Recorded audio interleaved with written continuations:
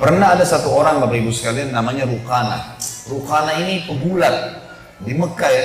Jadi dia bukan dari Mekah, tapi ini masa fase Mekah dulu. Ada satu orang di Jazirah Arab namanya Rukana. Orangnya kekar, tinggi besar. Dia profesinya selalu gulat. Jadi dia datang ke satu suku ini ditantang sama dia. Siapa yang mau gulat sama saya? Kalau kalah, saya siap menjadi pembantunya selama setahun, gitu-gitulah. Tapi kalau saya menang, kalau dia menang, dia ambil istrinya orang, ambil hartanya, ngambil anaknya. Itu yang selalu dikerjakan oleh Rukana. Dan tidak pernah kalah gulat, karena orangnya tinggi besar, kekar. Waktu dia dengar Nabi SAW, orang Quraisy lagi punya masalah dengan Nabi di Mekah, dia datangi orang Quraisy, dia bilang, "Hai Quraisy, mau nggak saya permalukan Muhammad buat kalian?" Kata orang Quraisy, "Bagus, buat. Apa yang kalian mau balas? Apa saja kau minta kami kasih. Permalukan dulu Muhammad." Nabi SAW lagi tawaf. Ini si Rukana naik di atas batu tinggi lalu teriak, "Hai Muhammad." Nabi SAW balik, "Kau mau saya beriman? Ikut kamu?" Kata Nabi SAW, "Tentu saja." Kata Rukana, "Saya punya syarat." Kata Nabi SAW, "Apa syaratmu?" "Kalau kau bisa kalahkan saya bergulat, maka saya akan jadi pengikutmu." Rukana pikirin Nabi nggak bakal iyakan, karena orang semua takut sama dia, gitu ya. Nggak pernah kalah bergulat, memang orangnya besar, tinggi besar, mengalahkan postur tubuh Nabi yang tinggi. Dia kaget, Nabi bilang mengatakan, "Baiklah, bergulat dengan Nabi SAW." Dan perlu Bapak Ibu tahu ya, semua Nabi-Nabi dan Rasul diberikan kekuatan 10 orang laki-laki. Semua Nabi-Nabi dan Rasul, semuanya.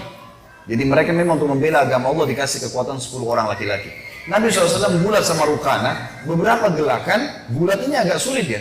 Bukan dengan berantem umumnya, emang dia harus menekuk sampai musuhnya gak kuat lagi. Bukan melukai, bukan memukul wajah, bukan segala. Ditekuk oleh Nabi, gak bisa bergerak Rukana. Gak percaya dia.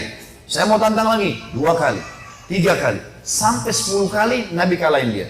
Dan tidak bisa dalam gulat itu susah, dalam 1 kali gulat itu kemudian 10 kali ditekuk musuhnya itu luar biasa. Kalah nih Rukana, gak bisa bergerak. Terakhir Nabi SAW tekuk, gak bisa bergerak. Lalu yang terjadi Bapak Ibu sekalian, Rukana bilang, "Saya mengaku kalah, tapi saya tidak mau beriman kecuali pohon ini bicara." Ada pohon kurma di situ. Semua satu Mekah orang saksikan itu, pohonnya bilang, "Asyhadu an la ilaha illallah wa anna Muhammad Rasulullah." Ini mujizat Nabi. Pohon ngucapin syahadat. Ini kalau teman-teman ikuti ceramah saya di YouTube ada itu tentang mujizat-mujizat Nabi Muhammad SAW. Banyak sekali. Di antaranya ini, pohon aja memberikan syahadat, kesaksian. Pernah Nabi SAW lewat di satu tempat, ada unta lagi ngamuk. Unta ini kalau ngamuk teman-teman di suku Najjar di Madinah. Ini kalau ngamuk bisa gigit, bisa nendang, mirip kuda. Apalagi kalau unta jantan, biasanya nggak sembarangan bisa taklukkan gitu. Maka Nabi SAW masuk bersama Jabir, sahabat Nabi yang lain radhiyallahu anhum ajmain. Pas masuk kata Jabir, "Ya Rasulullah, hati-hati, di depan anda ini ada unta jantan yang sedang ngamuk." Maka Nabi SAW pun pada saat itu mendekati unta itu dari atas unta beliau. Unta ini lagi ngamuk nih, nyerang-nyerang orang.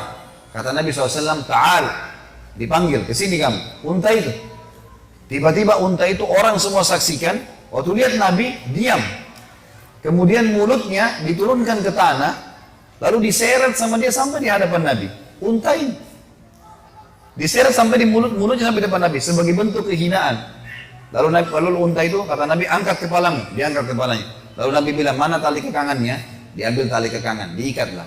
Lalu kata Nabi SAW, "Demi zat Allah yang ubun-ubunku dalam genggamannya, tidak ada sesuatu pun di langit dan di bumi melainkan tahu kalau aku utusan Allah. Mau batu, mau air, mau udara, mau hewan-hewan, tahu semua.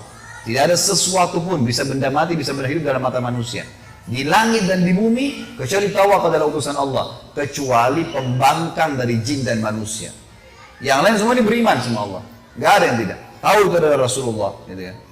Sekarang para ilmuwan pun teman-teman sekalian, para pemikir barat, non-muslim juga mengatakan, kalau ya, tidak ada pemimpin dunia seperti Muhammad. Dalam 23 tahun dia berjuang di Mekah, 13 tahun, 10 tahun di Madinah, kemudian memiliki pengikut terbanyak di dunia.